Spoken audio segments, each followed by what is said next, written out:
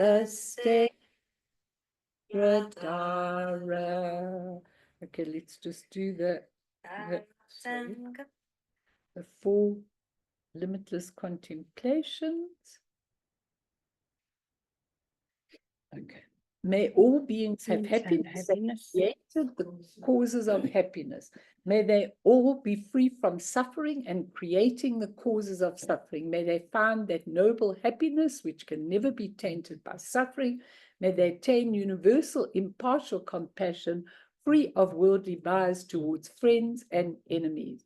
Sem jendam je dewatang dewe jutang den baju jik dungal chichu tang trawaju chik dungal mepa dewa tampatang minrawaju chik nearing chaktang ni tandrawe tangnum chempola ni paju chik.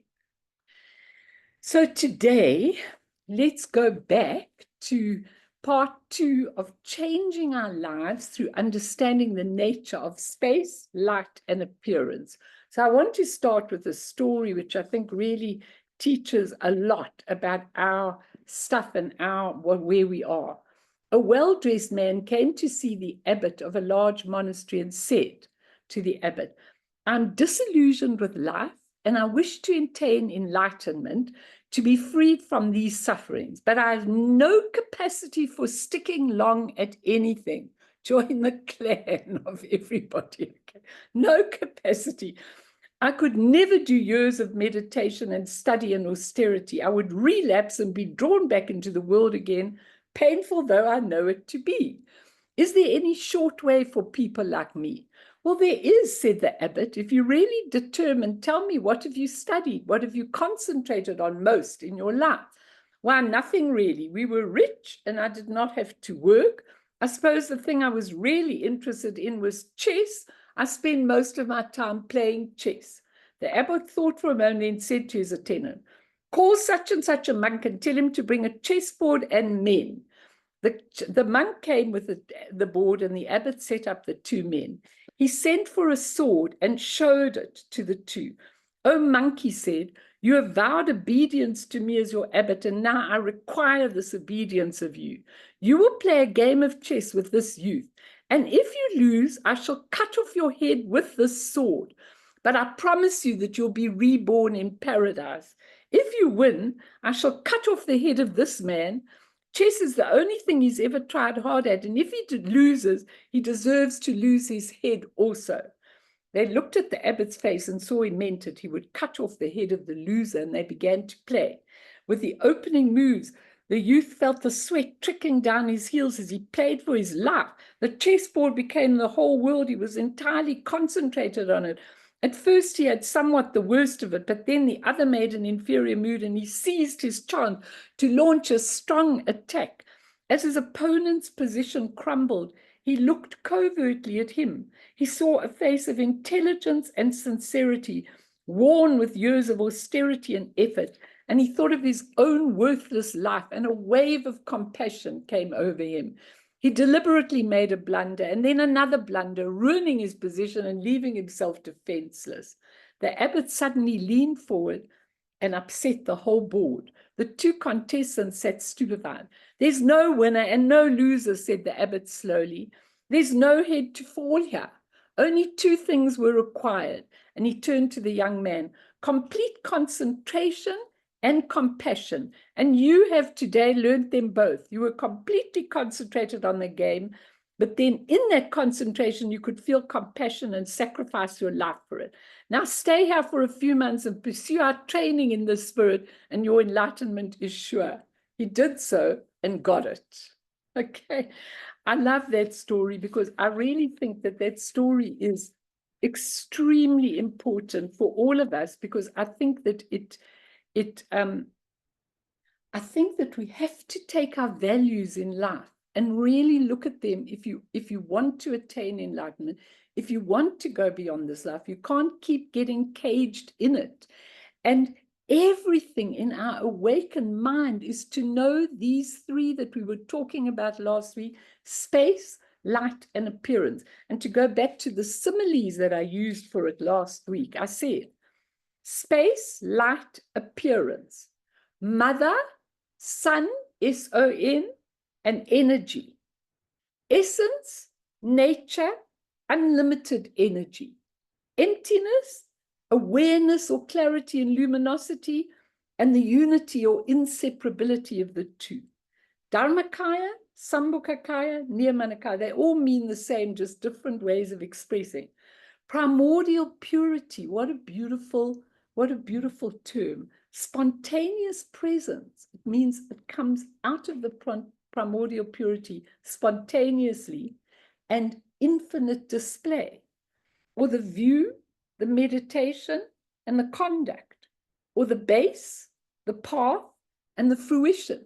Doesn't matter which one you use. They all come back to you, who you really are. And we either know these three and how we are them, or we slip into the trap of our lives and continue with the delusion that what we are doing and how we see things is going to get us to this deluded goal that we're striving for. We seem to be striving when we get more and more entrapped in a cage with more striving. And this deluded wheel with its ups and downs just keeps turning until one day, like the Buddha, we ponder, there must be more to life than this interchangeable happiness and suffering. There's got to be more. At that moment, what is already within starts to stir. You just have to have one thought. I want to know what it is, and it starts stirring inside. But we have to allow and develop awareness. That's your most important thing. We have to start knowing what's going on with us, who we really are, and what we are doing to take us away from that. Now, Dzongsa Khyentse Rinpoche, in his beautiful teaching on the reign of wisdom, which he did in Canada, I like it when he does it with Westerners, because then, you know, they challenge him at every point, and it's interesting. He said, he was talking about the spontaneous songs of the Kagyu masters that Chogyam Rinpoche had discussed. And he speaks of that in the songs of the absolute futility of samsaric aims, of those 8 worldly concerns, praise and blame and all the rest of them, and they never end. He said, Buddha Shakyamuni, just before he got enlightened under the Bodhi tree, as he was being attacked by demons, which you know are within, they're always within, he said, and he gave these statements, Dzongsa, and I thought that it was one of these, that the Buddha said, I've done my deed. I cast off all my baggage. Imagine you say that. I've done my deed. I cast off all my baggage. Oh my God, what a wonderful thing. If you can cast off your baggage, you're finished with it. And he says this beautiful mind, this nature of mind, not your human mind, is actually called ordinary mind in the songs, because it's not special, it's who you are. The ground, luminous emptiness is always there, no matter what role we are playing in the drama of life. We could be a beggar, we could be an intellectual, we could be an American, we could be a South African, and on and on. Nothing changes with the luminous emptiness. When we get hung up on luminosity, all our thoughts, when we think everything is luminous, then we get into eternalism. This is the only way, this is the only path. You get into, there's God, there's creation. That's useless. And if we go into emptiness and we think it's nothingness, then we get into nihilism.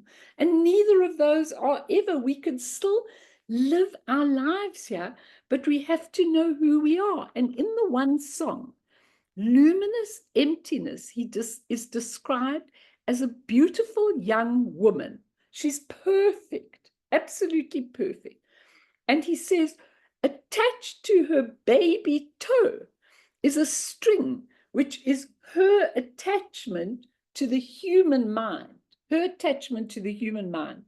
And he says the mind, the human mind, is attached to the body. And then he gives examples. He goes, your shape, whether you're big, small, fat, thin, whatever you are, your shape your moisturizers, he gives that as an example, your moisturizers, your makeup, your clothing, your food, your supermarket, where you should shop, what you should do, and on, in an endless entanglement of string, he says.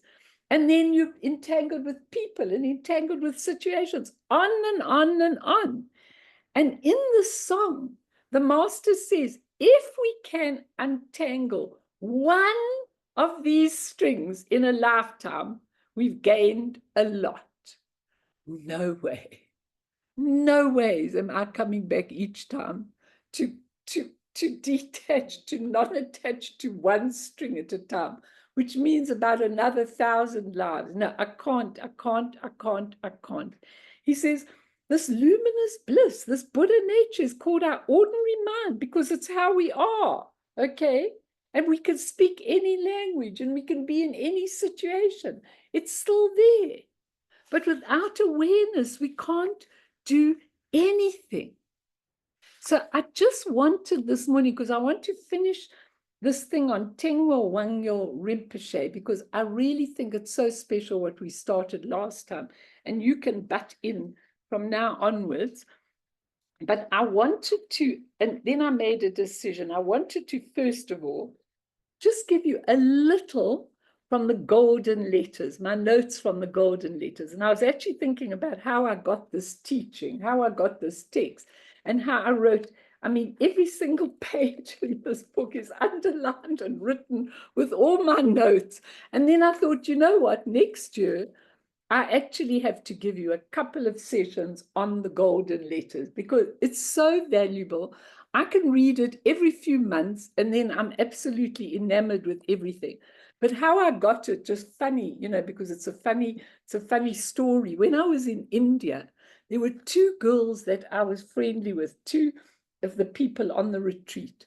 The one was a young, sweet girl. Her name was Yeshi. She was a nun and she did Chenrezi all the time. She was always writing me these beautiful notes about how thrilled she is about my relationship with Taisitu Rinpoche. And she was always writing me these beautiful, beautiful notes and leaving them outside, even when she was supposed to be in silence. And the other one had been there for a long time. And I learned very quickly with my psychological mind that if you did better than her, it was not a good idea, but that she was a very good resource. But isn't it funny to have these two friends in retreat, the one the absolute opposite, getting all the joy out of me, and the other one just watching very carefully. Okay, but she did help me a lot. And she taught me a lot because I was always looking at what am I being shown here? What am I being shown here? But heaven forbid you crossed her. It could be very difficult. And one night she said to me, oh, you're looking at this Dzogchen. I've got this beautiful book, The Golden Letters. I said, really? You've got this beautiful book, The Golden Letters? Let me see. Anyhow, she shows me this thick book like this, and I open it, and I go absolutely berserk when I see this is everything I want. And I said to her, please, would you let me have this book for 2 or 3 days? I beg of you. Are you using it? She said, no. I said, will you let me have it? She said, no. Okay. She said, you can read it here in my room for like a few, you know, as long as you want, but you can't take it away. So I was dying for it, and I read whatever I could, but how could you read a thick text like that, you know, sitting in her room? So I didn't. But of course, when I came home, it was one of the first things I ordered, and then I had my own copy, and I could take my time, and I wrote millions and millions of notes, you know, on it. And I want to teach them to you because I really think it's amazing. But I just want to say a couple of things from it, and then we'll go straight on to TENS, and that what it looks at in the golden letters, one of the highest teachings that there is in the Dzogchen tradition. And in the golden letters, they talk a lot, I won't go into it now, about mind and the nature of mind, your human mind and your nature of mind. And the fundamental distinction between the nature of mind and your human mind, the thought process, which is completely letting all these thoughts and emotions run away with you from morning till night. And then it teaches you what the mind is, what the nature of mind is all about. So I'm not going to go into all of that. I'll do that another time with you. But it says, applying to all life these three aspects that I've been talking about, you need to apply them to your life. He says this primordial state, the base, is an inseparable unity, but in order to speak about its manifestation, we distinguish three aspects: its essence, no war in Tibetan, its nature, Rangzin in Tibetan, and its energy, Tukje. And he says the essence is primordial purity, emptiness, Dharmakaya. The nature is the clear luminosity, spontaneous self-perfection, intrinsic awareness, clarity, lucidity, and compassion, and is the Sambhogakaya. And then the energy is an infinite display. It's unobstructed. It's all-pervading. It's the union of emptiness and luminosity. It's the Nirmanakaya. And then he gives a description. Patrul Rinpoche gives the commentary on all of this, which is very, very beautiful, but I'm just giving you a tiny taste. He says the Nirmanakaya, that's the unlimited energy. What is it?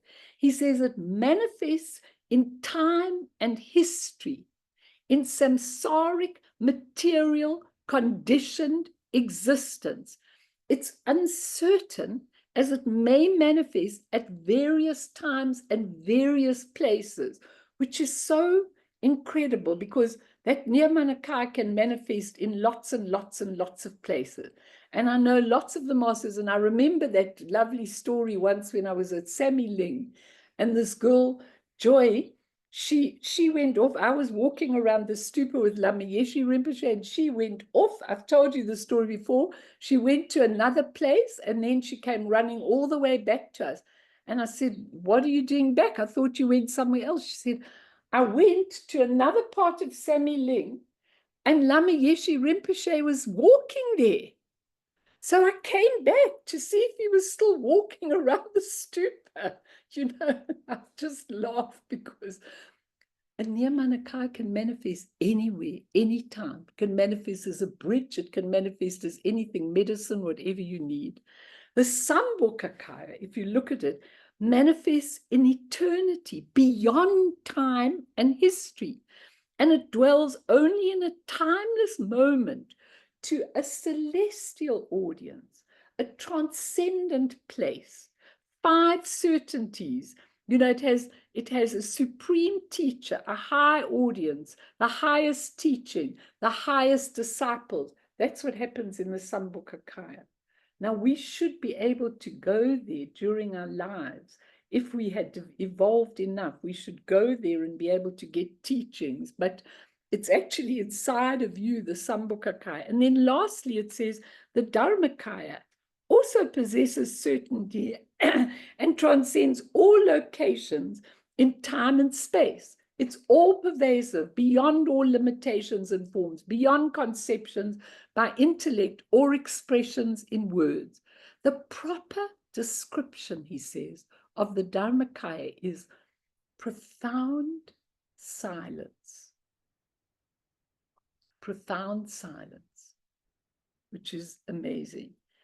And what it describes in the Golden Letters is, in the Sutra and even in the Tantra, those 3 bodies are your goal, the fruit of long work. But in the Dzogchen view, they're fully present from the beginning. And the inherent in the base of the primordial states as the essence, nature, and energy.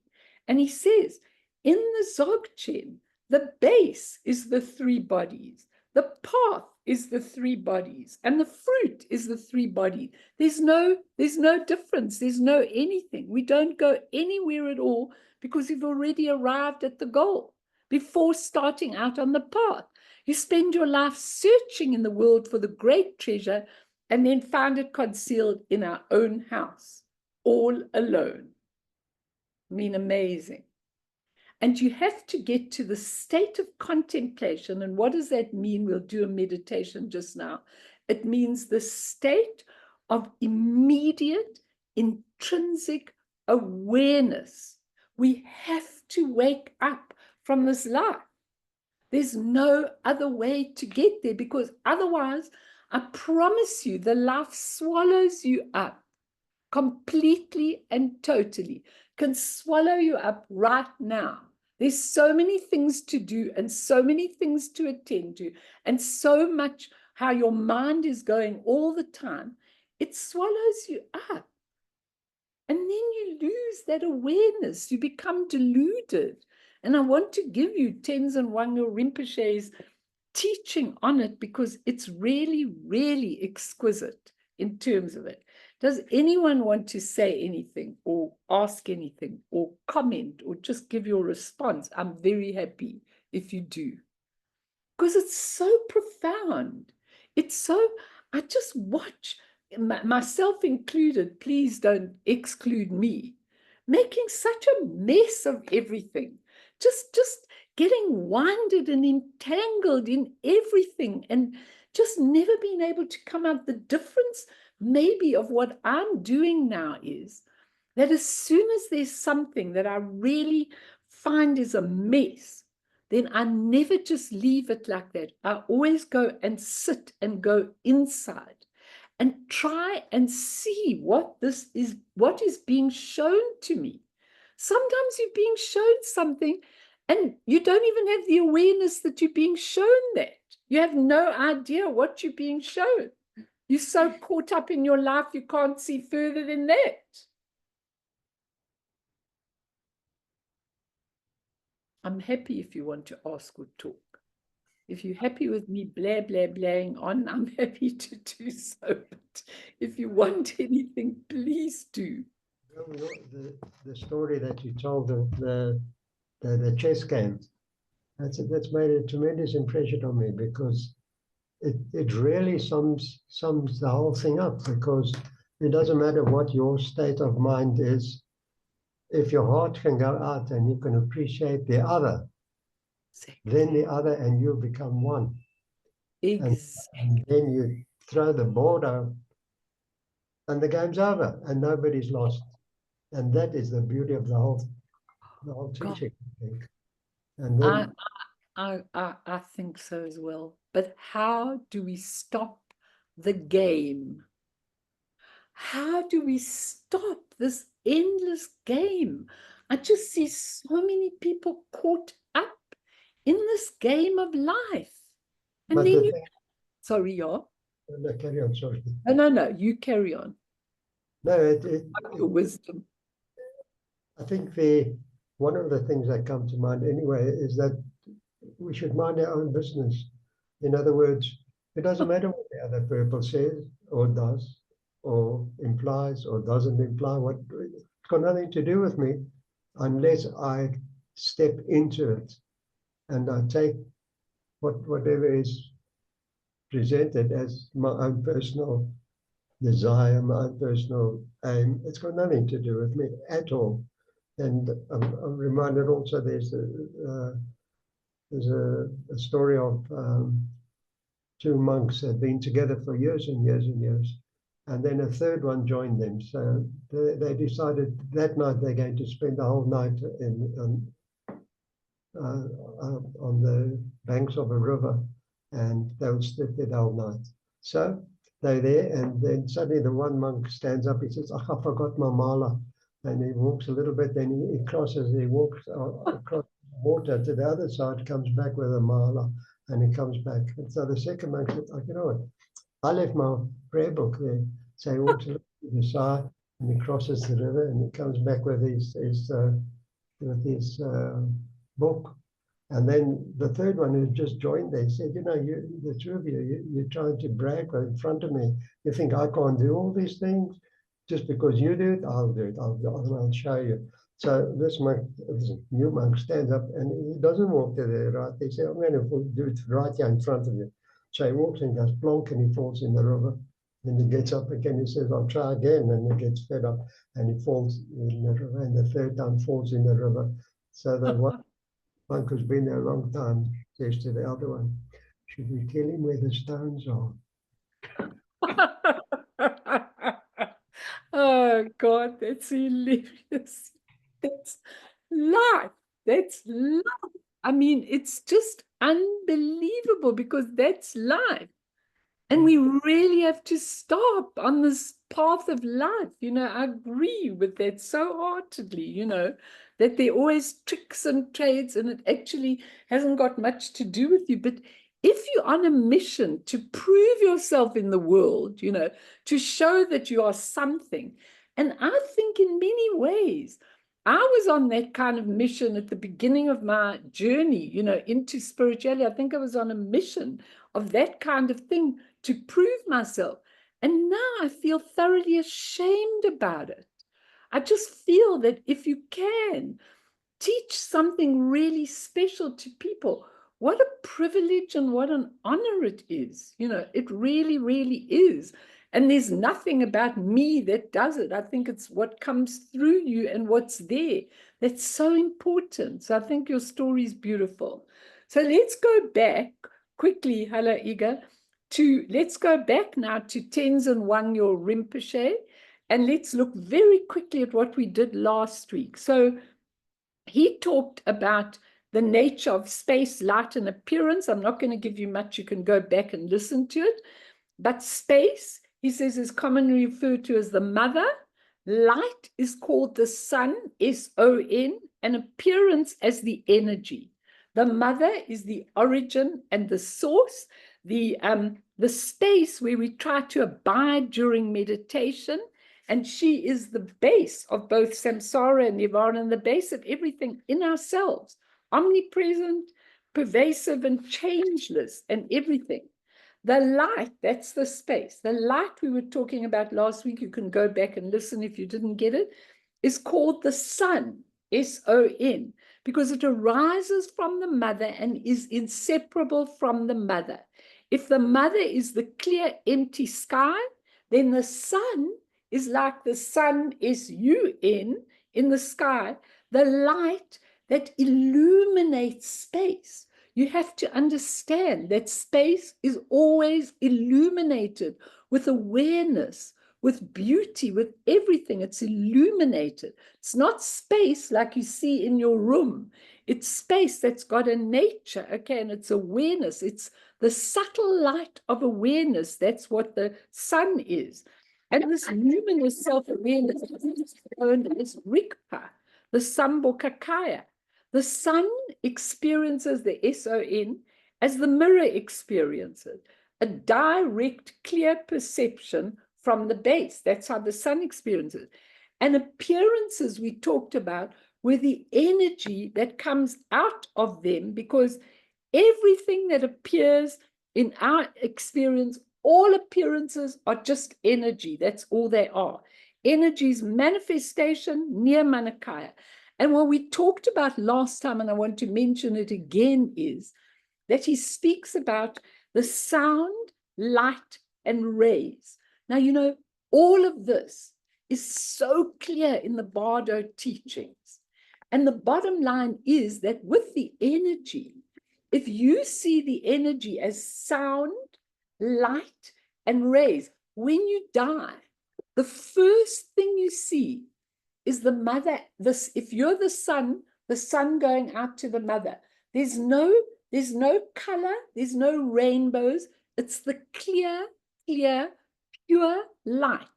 If you see it when you first die, when this body dissolves, and you're not thinking about, oh my God, I'm leaving this family, I'm doing this, I haven't done this, who have I left my things to? If you are absolutely clear, then you are the sun joining the mother, and that is the highest way you can liberate yourself. If not, then you move into the next bardo, and that's where the sound, light, and rays are spoken about in all the text. And what he gives you, what I gave you last time, the sound is like an echo, sound that is returning to its source. The light is like a rainbow. So now from the clear light goes to rainbow light, okay? It's the rainbow light the unconditioned aspect of luminosity that arises from the emptiness and dwells there. And the rays are like the sun rays, emanating out and reflecting back from all appearances. Now, when people come to the second bardo and they experience the loud sound of Dharmata, it's described in the text as 1,000 thunderclaps. People just get petrified. They get petrified because they don't know, this is me that I'm seeing. This is me. What I'm seeing in the sound, light, and rays is me. I need to recognize, re-know it. I need to join with it. And if they can, then they are absolutely liberated into that Sambhogakaya level that I answered. If not, then back to the deluded state. And what I explained to you last time from Boundless Vision, that beautiful book by Tuku Solo, and it's translated by Tuku Tundrup, who's the most amazing teacher as well.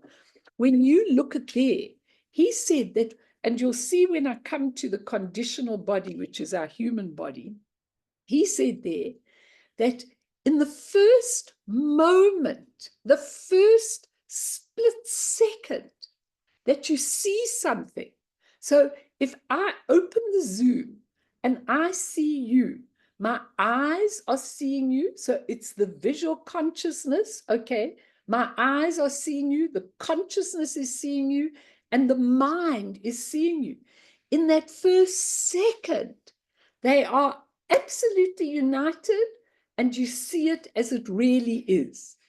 As soon as the human mind comes in, and then you go, I like this, she's fat, she's ugly, this is this, go away from me, this is awful. The minute we put that, the pure vision goes. Same with the sound, same with the touch, same with everything, the smell.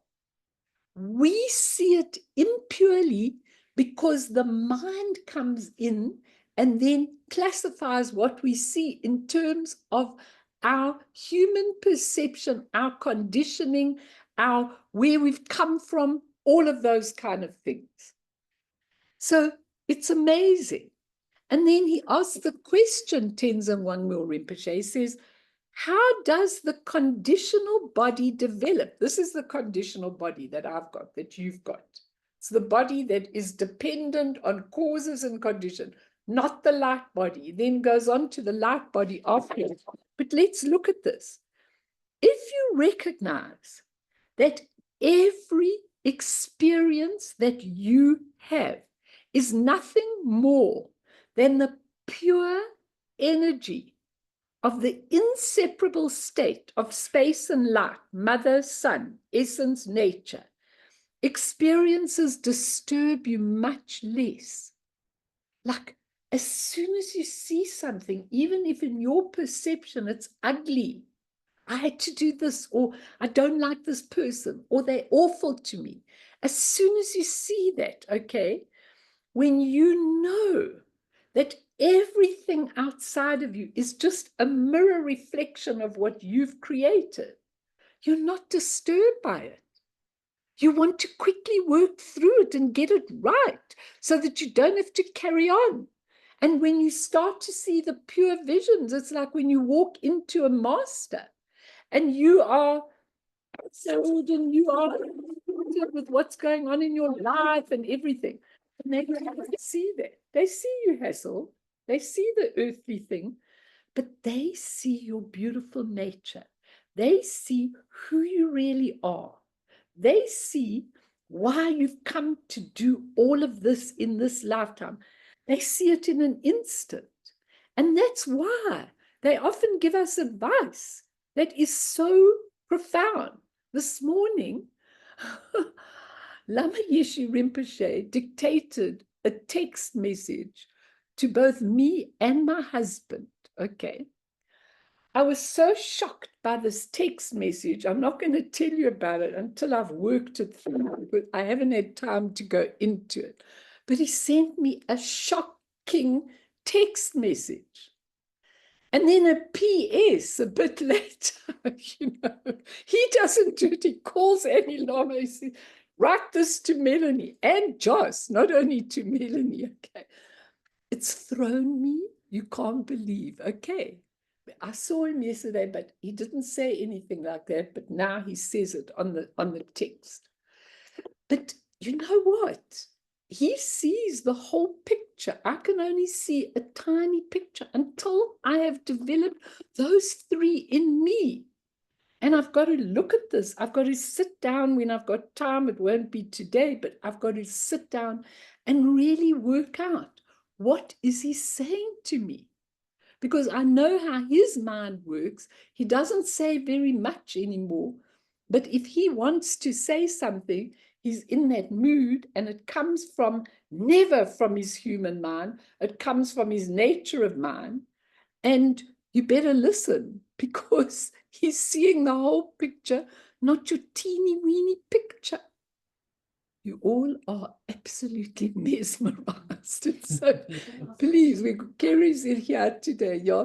What's the process that you're going to Do it loudly. unpack? What is the process that you're going to do to unpack this message that he sent you? Like, how are you going to go about doing this? I'm not going to go about doing anything. I'm going to sit and wait. I'm going to get into a state of awareness, okay? So that's going to take me a few minutes from the hassling day, okay? I'm going to sit quietly and get into a state of awareness and see what happens. Because usually when I do that, I have such funny things that happen. You know, last week when I was teaching you, or one of the group, Yeshi was sitting here on the floor. And suddenly, as I was in the middle of teaching, I just saw him, and he said to me, in that moment, I mean, I'm teaching you, I'm not at all thinking about him. He said to me, don't worry, I'll make a human incarnation next time. I was so shocked, I didn't even say anything to any of you. I just went on with the teaching, but it was just a minute, okay? That's your perception. If you wake up, that's your perception. Now, I can't analyze that message with my human mind, because I'm going to mess up for sure, okay? I have got to sit and wait patiently. I didn't answer. I'm not going to answer until I'm absolutely sure what I feel, okay? And I'm not going to do it through my human perception. I'm going to try and go through a much higher perception to understand it. Melanie, if I can mention to you, we were with Lama. I know you were. And I saw a picture of you, because Cameron sent me the picture, yeah. Okay, it was the most astounding weekend. The first day was so traumatic. I think re-meeting everybody, but there was such a tension. And I was busy with something, and someone said, look, Rinpoche is there, because I'd asked to see him. So I ran with a katak and I gave it to him. He didn't say anything to me. I asked him what I wanted to ask. He didn't answer me. So it doesn't worry me at all. I carried on again, but it felt, everybody was there watching all this. So it wasn't like a private thing at all. And Ani Lama, you know, everybody was on top of me. Anyway, I asked again what I wanted, which was very personal. And he gave me an answer the same as he gave me 3-4 months ago when I Zoomed him. So it wasn't any different. And I realized that was it. But it was like almost like a frozen quality. And I found he was watching everybody. When we went home at night, there was like a strain. Nobody said very much about the whole thing. We came back the next day, completely different energy. It was something astounding. Everybody was loving everybody. The whole atmosphere had changed. We'd all opened up to each other, because at Sangha, we've known each other over the years, had similar Rinpoches. And then Lama Rinpoche came into this meeting. I know, which is unbelievable, because he doesn't do that anymore. I can Came tell in with an energy, Melanie. I've never seen anything like it. Actually, Ani Lama was laughing at the back of him, because he was like running. You know, and he can't really walk, but he saw the chair. He said, chair. And he went, and his little feet moved. It was astounding to watch that whole quality. And he sat down, and he was so present and so different from the day before, where I got the one-word answer. Yeah, he was available to all of us. He told us some of the most astounding things, and we began to realize that we're old, that he's not really interested in these old Sangha members. He's looking for new people to come and fill his temple. And that was very clear. I don't mean that in a harsh way, but No, that's what he's doing it all for. It's this new energy that's going to come in there. But he acknowledged the energy that was there in all of us. And I tell you, when we got in the car, we got a lift with one of the Sangha members. We were all in a different space. We were so lifted. Yes. It was the most amazing experience. We came back full of joy and light. So amazing. And I've got good news for all of you that Lama Yeshe has agreed to come next week to the beginning of the group. And then he's definitely going to come next Monday and next Tuesday evening for a little while. I just asked him if he'd tell us all about his temple and what he's doing. And then Annie Lama and I, providing he agrees, I've got him to agree to the first part, okay? We're going to have a lovely discussion. I thought on the Monday morning we could do, because that's the last session of the year next week. Then I'm closing for 6 weeks, okay, at least. So, I thought we could have a discussion on a lay versus an ordained person and the differences in going on your pathway. You know, when you're ordained and you can do it all the time, and when you are a lay person, I thought that would be very, very interesting. Anyway, I'll tell you about that, but he's definitely agreed to come next week. So you'll all be able to see him definitely on Zoom for a few minutes anyway, and Annie Lama as well. And she's amazing because she actually speaks his language because she's with him all the time. So you actually get a lot more of the interpretation from her than anything else. You know, she's the key. But let's go back quickly because I want to do a little meditation. So he says, as long as you do not recognize your source and continue to see appearances as independent, samsaric, separate entities, then you remain trapped in the cycle of samsara. And all of you have got to get untrapped. At least let me know that all this energy I'm putting into all of you, you get yourselves untrapped. You have to. And it starts with a little thing and another little thing and another little thing. And then eventually it's more and more and more, which is really, really very important. Your ability to recognize has particularly important ramifications at the time of death. That's what he says. That transition is called the great moment because your level of understanding and awareness at that time can either propel you to liberation or consign you to rebirth in samsara. So important. I mean, we have to get liberated.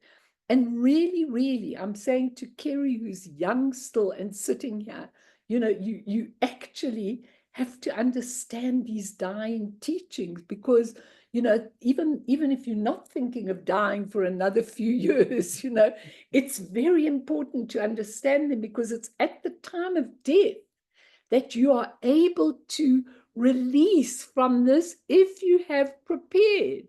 If you haven't prepared, there's no way you can do it.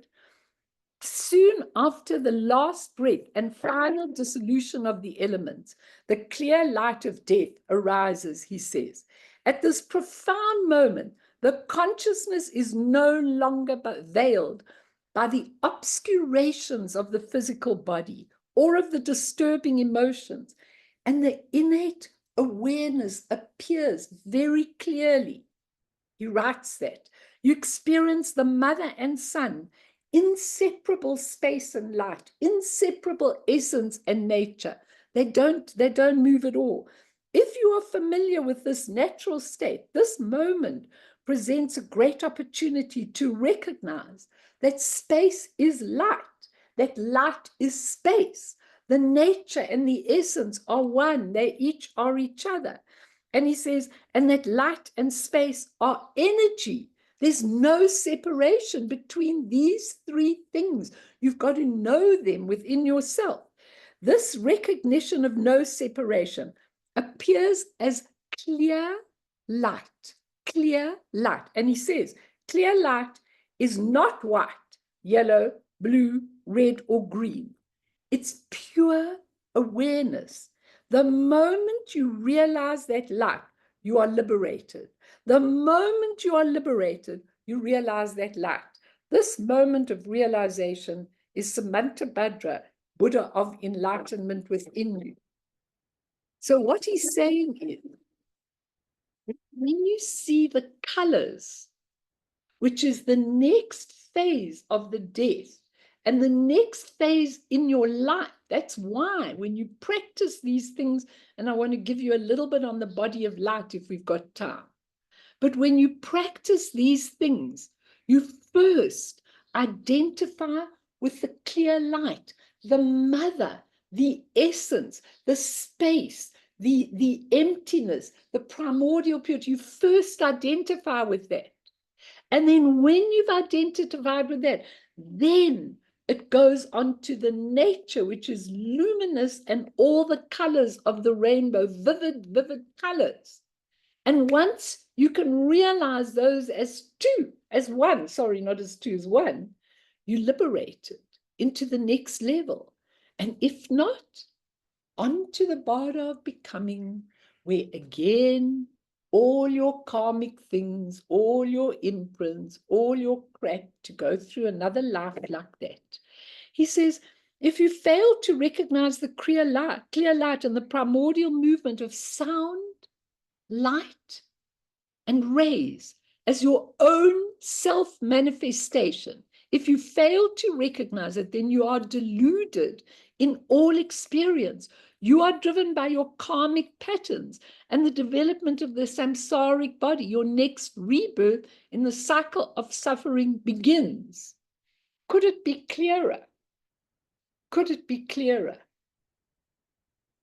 So first, the recognition of the essence. Then the recognition of the nature. If you haven't recognized the essence, if you recognize the essence, you're gone and you'll see the nature as well. But if not, you go into the next border and you see the nature. If not, then onto your karmic patterns again in the border of becoming.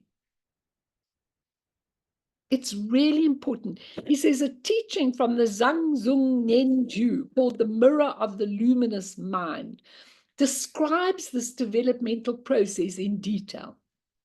All the 5 natural elements arise. All the gross emotions manifest. Your entire physical body evolves, and you become subject to birth, old age, sickness, and death, simply because of your lack of recognition of the true nature of space, light, and appearance. Think about that. It's not because of your wrongdoing.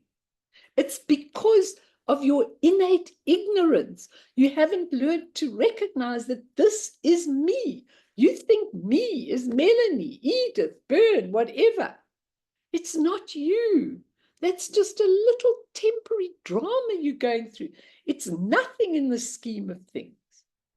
And he says, as mind and prana, the energy, become even grosser, the object of mind consciousness also becomes grosser. Now he illustrates this with a beautiful story. Listen.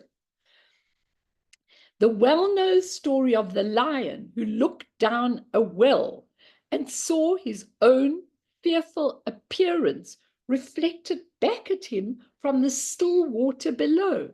The lion roared at the reflection, and the reflection roared back. The lion roared louder, and the reflection roared back louder. What happened next? The lion pounced at his adversary, jumping to his death. I mean, just think of that story. It's so profound. We are jumping to our own reflection, believing it to be true. And then we jump to our death, the death of the beautiful light body, which is the next thing. How is the light body done? And he says, when you experience the sound, light, and rays, you don't realize them as being a pure reflection of your own self. Your mind sees what is illusory as concrete and separate. Ignorance, attachment, and aversion all spring from there. As soon as your mind grasps, it obscures itself. It fails to experience awareness, and therefore the base is obscured. This fundamental obscuration is called innate ignorance. Innate ignorance.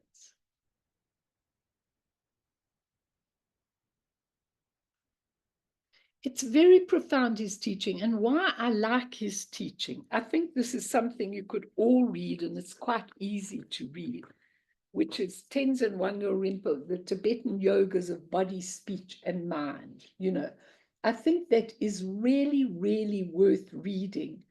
I'll tell you why I think it's worth reading. It explains to you, he explains how to do body, speech, and mind.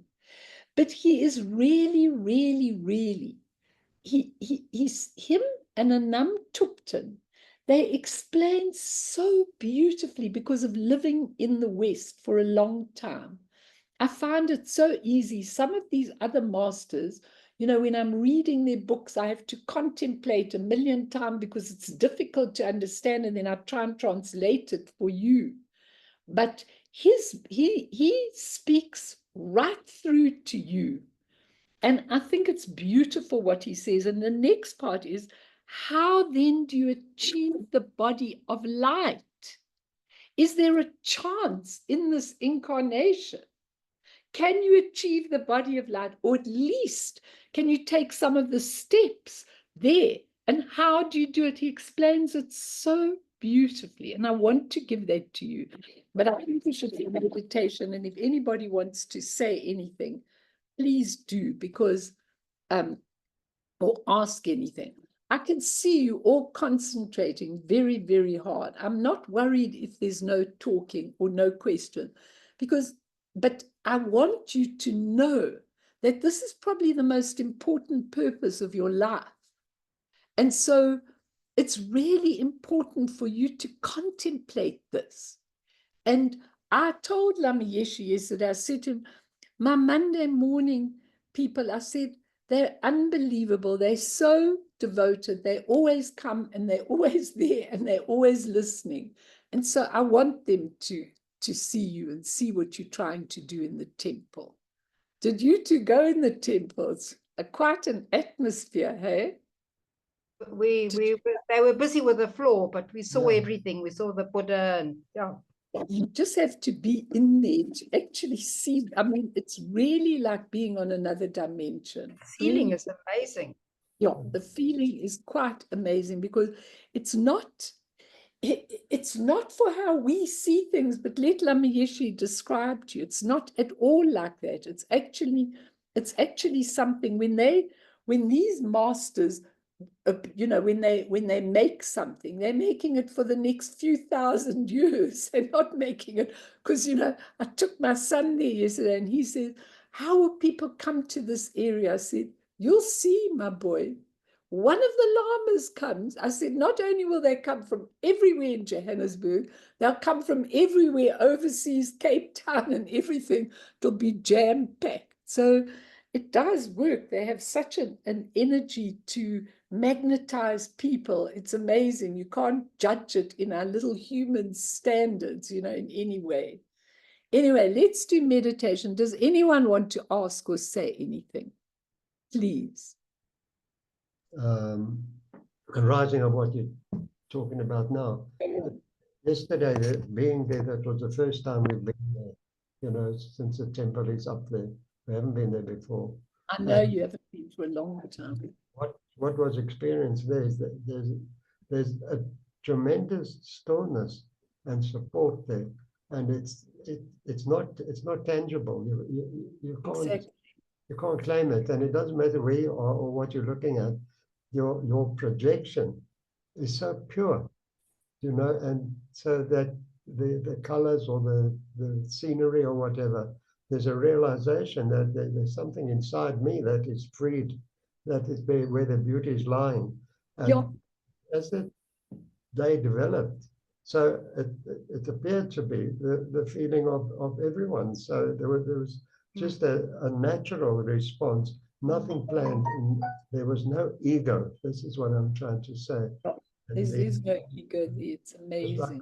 rising, rising above the mind, you know, for an extended period of stillness, which I haven't experienced it like that. You know, there's always been what I'm thinking or doing or Amazing. supposing something, and yes, suddenly there was nothing, and in that nothing there was this calmness, this stillness, this purity, and everything was acceptable, beautiful, just as it is. Amazing. Yeah, I agree with you. It's very, very nice. So let's just do a little meditation, everybody. Go into your physical posture. So right over there, put your feet on that key, on the mat, so you can, they're not sore. The dogs have climbed up on them, so they can't move. Okay, don't worry about it. So I want you to get into your beautiful meditation posture. But remember, the state of contemplation, which is called rigpa, which is the state of immediate intrinsic awareness. You don't even have to meditate. You do in the beginning, but in the end, you don't have to. You should be able to walk anywhere, from a shopping center to a busy marketplace, and get into the state of contemplation, okay? While in a state of contemplation, a condition inseparable from the view of emptiness, all of one's thoughts and actions continue as usual, without any deliberate calculations on one's part or any attempts at creating or stopping anything. There's just no conceptual elaborations. As your thoughts come, you just let them arise. You do not go to them. You do not pick them up. You just do nothing about them but sit. Neither the calm state of shamatha nor the movement of thoughts, vipassana, the insight, represents rigpa. The thoughts are just the power, energy, and expression of the spontaneous energy of the mind. And rigpa can be discovered in either of the experiences, the quiet, still experience, or when your mind is in a turmoil and there are many thoughts and there are many feelings. It makes no difference. As long as you sit in that state of contemplation and allow everything to be. Rigpa is not the temporary experience itself, but the immediate awareness of that experience. Experiences diverse, occurring in unaccountable variations, but the presence or immediate awareness is the one thing, the single thing discovered in all experience. It's the capacity of the nature of mind. It's unlimited. And when we relax, we recognize the thoughts and passions as just being the creative play of the mind. It's called tsal in Tibetan. We don't suppress them. We don't interfere with them. We don't get distracted by them. We don't follow them. We just recognize them to represent the continuous display of the inherent creative energy of primal awareness. This is the state of contemplation. Whatever thoughts arise, they arise purified by way of the inherent potentiality of the presence of intrinsic awareness. Once you have intrinsic awareness, you don't need to change anything. You just need to let it come up without interfering. And it's all embracing and continuous and natural and spontaneous. It's not even meditation. It's just being in that state all the time. In contemplation, your internal awareness and your external experience. That's your thoughts, your moods, your feelings, whatever you're planning. They, the two, become completely integrated. They encounter each other. That beautiful tool of intrinsic awareness encounters even the ugliest of feelings. And when they encounter each other, they become integrated and dissolve back into the base. When they're not understood, they become dualistic, out there and me here, and subject and object. In contemplation, there is no subject and object. There is just immediate, intrinsic awareness. Wherever you are, whatever you're doing, just go into the state of immediate, intrinsic awareness. And there you are.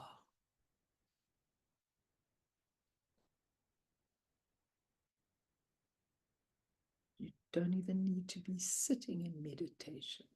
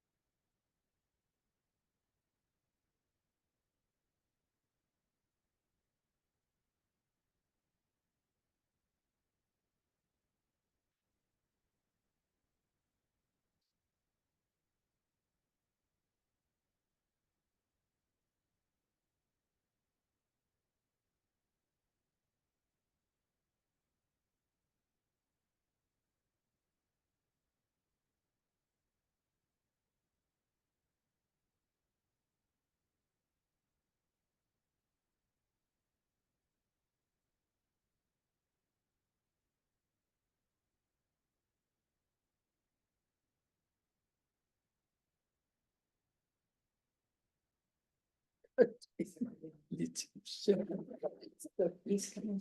Okay, he's coming, he's good. You know, the next thing that he goes on to two very interesting things. The one is, how is the body of light achieved? I mean, how can we start achieving it right now? And then the second one is, the light is always there, and he explains a beautiful thing. And then the third one is the body of light in your daily life, how you start developing it in your daily life. Now, it's a lot of stuff. And next week I might have Annie Lama, so we won't be able to do it. Do you want to have a little bit of it now? Or do you feel full? You've eaten enough for today. What, Ron? What you say? What does yes mean? Mimi, what are you saying? Yeah, I always like to know a little, but I Okay. think they're 15 minutes. I don't know. Yeah, no, we can't get into it too detailed, and I'm sorry because I'd hoped to finish it, but it's my fault. But the point is that we can do a little for the 15 minutes. And then, you know what, if you find that it's a lot to digest, you can just go back. You know, Cameron's son is putting them straight onto YouTube. So you go back and listen. I mean, you can listen when you're doing things in the holidays because there's going to be a long gap. And then you can go back to some of the things that you maybe didn't actually digest. You know, each time you go back, you get a little bit more. But I kind of really feel the 1-year-old. I love the way he says, you know, when he's telling you how to go to the body of light, go back to your original appearance. So, for example, if you're having a fight with a partner and you're not getting on very well, you know, and you're really having it gets worse and worse and worse, he says, you know, you can go back to your original experience with them and see, you know, what happened with it. Afterwards, they did this wrong or they did that wrong. Then you were aggravated with them, and then the aggravation grew, and then you started to see them as an obstacle and all of that. And he says, you can really develop this body from gross to subtle while you're in a body. But it's a long teaching. I'll give you a little bit, and then I'll do this maybe as a completely separate teaching. But he says, meditation practice can begin to reverse the process that formed this conditional body. You can return to the place where you actually connect with that clear light in yourself, realize that light in yourself, and fully manifest it. Put more simply, understanding. If you understand what he's teaching, is your doorway to enlightenment. When you realize, you're liberated. And he says, when you don't realize, you are deluded. And everything is a creation of the mind. Your conditional body developed over time from subtle to gross. You didn't start in a gross body. You started in a much more subtle body in an enlightened age. Then you develop this gross body that gets old and wrinkled and haggard and sick and all of those kind of things, you know. He says its dissolution can take place over time from the gross to the subtle body. The gross physical body can dissolve into space, and the awareness can dissolve into light. And then he goes on to teach the two practices of Dzogchen called Trekchor and Togal. Okay, some of you know them, some of you don't, and I won't go into them this morning in any way. But they're very interesting practices on the highest level of what people do, because Trekchor is the practice of space, the mother, the essence. Togal is the practice of seeing the essence, how it really looks, not visualization, vision. You teach yourself to have vision from your nature of mind through the two eyes. You use these eyes right into the clear space where you're able to see the pure visions of the expression. You're able to do it in this body, but you have to have a master to introduce you to it and to help you with it. You can't just do it on your own. I'm just mentioning it today. But Trekchor is very interesting, especially how it's written in the golden letter, because Trekchor means cutting through. Now think about the word cutting through. One Trekchor, you know, if you feel angry, just by observing, you cut through the anger. But I love the way it is expressed in the golden letters, because it says, Trekchor, cutting loose the bundle, like a woodman cuts loose the bundle of sticks from a forest. So he says, in the case of the individual, the bundle is one's emotional and intellectual tensions and rigidities that keep one imprisoned in a self-created cage and prevent one from realizing one's intrinsic freedom. And the principal point of Trekchor is to relax all the tensions of the body, speech, and mind. Totally relax those that obscure our body. And I think it's very, very interesting, because once you can actually experience the primordial purity, and it takes a lot of time, and don't even attempt, I mean, you can attempt by looking at the sky, like where I sit here, I can see the sky, the space, the blueness and everything, and that's the Trekchor. And then after that, you start developing the actual visions of beautiful colors and bindus, which are the essence of where everything is created out of. And you're able to see that while you're in a body. So by the time you get to death, it's just second nature to your being. But you really do need a lot of, you need to have that practice. Really, really importantly, you need to have that spatial practice, which is really important. And then you are able to actually see afterwards. And ultimately, that Togel practice allows you to integrate your meditative experiences with all experience. So then you start seeing people as rainbow light and interesting things as rainbow light. You start hearing the sound. Now, often when I'm sitting in this room and I'm now living in a very enclosed space, so I often hear them there and I hear them there and I hear them there and everything. Then when I'm sitting, I go, hear the sound of mantra, whatever they're doing. And I'm training myself slowly because we have the ability to see things purely, but we can't see things purely because we are so conditioned by our own karma, our own background, our own everything. So this is a nice noise and this is a lousy noise. And there isn't really such a thing. Because if you go back to the source of that sound, all sounds are the sounds of mantra. All appearances are the beautiful forms of the deities, not deities, qualities. Okay? And it's really important when you begin to understand this. You can't do that yet, but he says the light is always there. The space and light are here now. He says, even as the form changes from subtle to gross and back again, the essence doesn't change. And he gives the example of frozen ice and flowing water. They're not different. They're just in a different state. As the ice melts, you no longer make the distinction between ice and water. They are the same. But when you're living in the condition of the ice, you think everything is tangible, substantial. This is what it is, and it's outside of me. So start training your mind to see things differently. So wherever you are, you're thinking, how could I see this? How could I view this? And you're viewing it in a completely different way. You know, if you have just left a job, or you have just been out somewhere, or you are now changing houses, or you are changing partners, or you are changing something, you look differently. What am I seeing here that comes from me?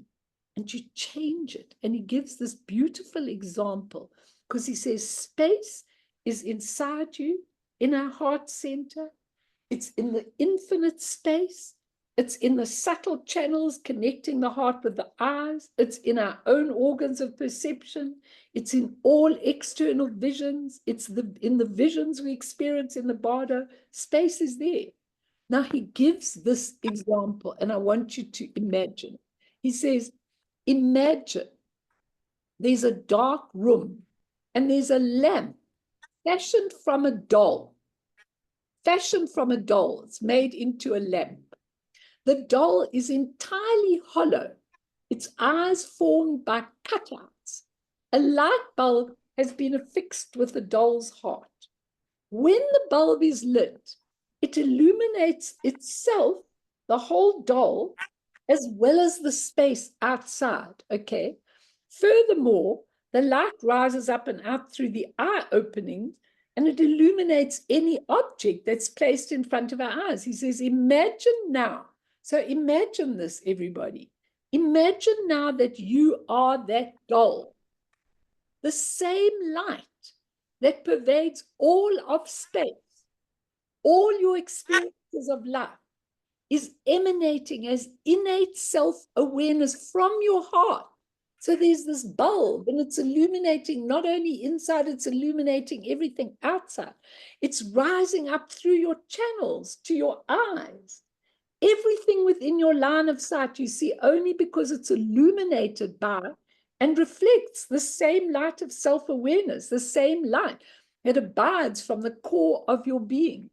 The abiding light in the heart, the arising light in the channels, the appearing light outside the eyes, and the projected light on the surrounding objects. All the levels of experiencing light may be different in terms of location and characteristics, but are not different in terms of quality and essence. Very beautiful example. And just to finish, because I've given you everything very quickly, we can go back and do it again. But the one thing that he gives is the body of light in daily life. And that's so interesting. He says, before you even do the practices, you need only work with your own awareness, your own attitudes, your own behavior. Work with it. And the teachings tell us that the body of light is possible. If that is so, if you can actually dissolve concrete substance into space and light, then certainly it's possible to transform things like depression, when you're very sad and depressed about something, into light. He says, every painful block, whether emotional, physical, or psychological, can be transformed, removed, minimized, or prevented. Think about that. As you feel depressed, as you feel awful, you seeing it as tangible, you seeing it as me. I am depressed. You're taking that depression, you're making it tangible, and you're attaching it as a label to yourself. Now, that same depression, if you are that doll and you are a light and you are allowing that depression to come up, you're not interfering, you're not changing it, you're not analyzing it, you're just allowing it to come up and you're just observing. It must, by its very nature, its nature is the same as the essence. It must actually dissolve into the same nature as the essence if you take time. Now, you know what, with all the people that I'm working with, I just want to do this, and some don't get it. But if they get it, I'm so happy to just do this, because I don't want to do with them shame. I know you feel depressed, and I know that you feel awful, and I know that you feel this and you feel that. Because why should I do that when I know it's not tangible? It's not solid. It's not you. It's just the manifestation out of the pure essence. And if you see it as depression, if you see it as anger, all it is mirror-like wisdom in actual fact, and you've got to get to see that. But you don't. You see it as tangible and you do it. And then he goes on, just to finish off, he says, the principle applies to every area of life. How can you maintain the purer qualities? He says, if you feel your job is overwhelming, think back to the moment when you first received the job offer. If your house is depressing to live in, think back to the moment when you first walked through the rooms and it was fresh, and before you put all your other crap in it. Just think about it. He says, at first sight, you may have glimpsed the divine, or at least the experience was neutral. There was no sense of grasping. It was just space. From that moment, as soon as you start putting your crap in it, it becomes the conditional job, the conditional house, and the conditional person. It's very interesting. So if you can really see that being overwhelmed or dissatisfied is a matter of perception, then you can dissolve the conditional body back into the original space and light. And you could dissolve your gross states of mind back to a place of greater openness and clarity. Mel, sorry, Yes. can I interrupt just one thing? When you're talking about depression, What Yes. about, where does mental illness actually come in with the depression? Because I'd keep on going back round in circles with suicidal things that are taking place, people that have been, I don't know to how many places, doctors, institutions, and it doesn't seem like they are treatable at all. Yeah. From You what see- I've been. Yeah, you see, let me just say something about that, because I get a lot of people like that. And it's quite interesting if they're really at their absolute moment of despair, if they're at their moment of despair, and they really want to come to me to learn to do something different, then I've got a chance. And how you have a chance, you see, by the time they get to suicide, which is a habit momentum, you know, if you've committed suicide once, you've probably done it many, many, many times. And you can see it in people who actually say, I'm going to take my life, okay? And they do take their life. They've done it millions of times, not millions, they've done it many times before. Now it's a habit. Every time I can't cope, I just take my life in each lifetime. And eventually you won't get those opportunities again. By the time the depression is set in, it has already become physical, or let's say physiological, because now it's affecting the brain. Now they are born with that illness. Now it is affecting all the parts of the body. Now it is affecting everything. And that is the label that is given to that person, okay? And they can't get rid of it.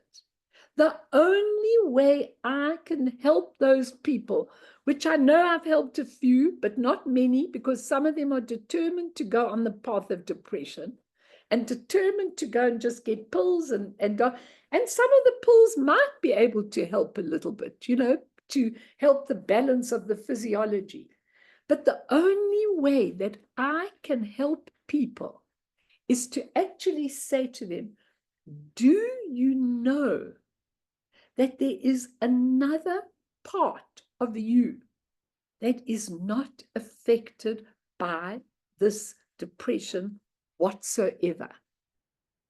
And they say, what do you mean? And then I say, there is a nature of mind which is the whole sandpit. Your depression and your life is one grain on the sandpit. And there's a nature of mind which is the whole sandpit. Now, that nature of mind never gets tainted by any of this, by the circumstances, by the emotions, by anything, never gets tainted. And so if you can start becoming aware, like Kerry asked me, what would you do with the message? And when I said what I do with the message is I contemplate it, because the part of you that is never tainted by any of this rubbish in your life, you have to start awakening to it. So you have to start contemplating. There's another way to look at this.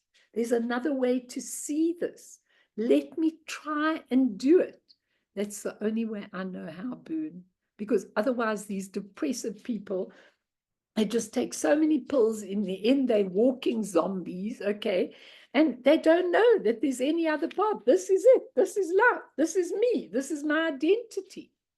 We have to move from identity, not to identity-less, because that means we don't know where we're going, to identity-lessness, which means full of potential, full of options, full of everything.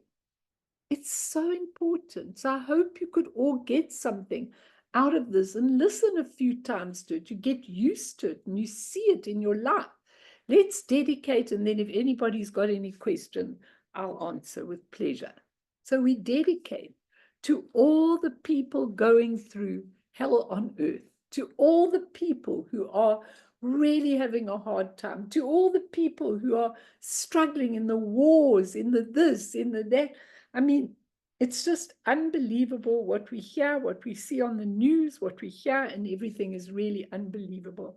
And I really dedicate, if there is a little bit that people can learn out of this, then may they learn it and learn it quickly. Through this merit, may all beings attain omniscience. May all obscurations fall away from the stormy waves of birth, old age, sickness, and death. From the ocean of samsara, may all beings be freed. Sonam diye tamche zipane topne nepe dranam pamshene jega nachi balak tropaye sipe sole dua dro warsho.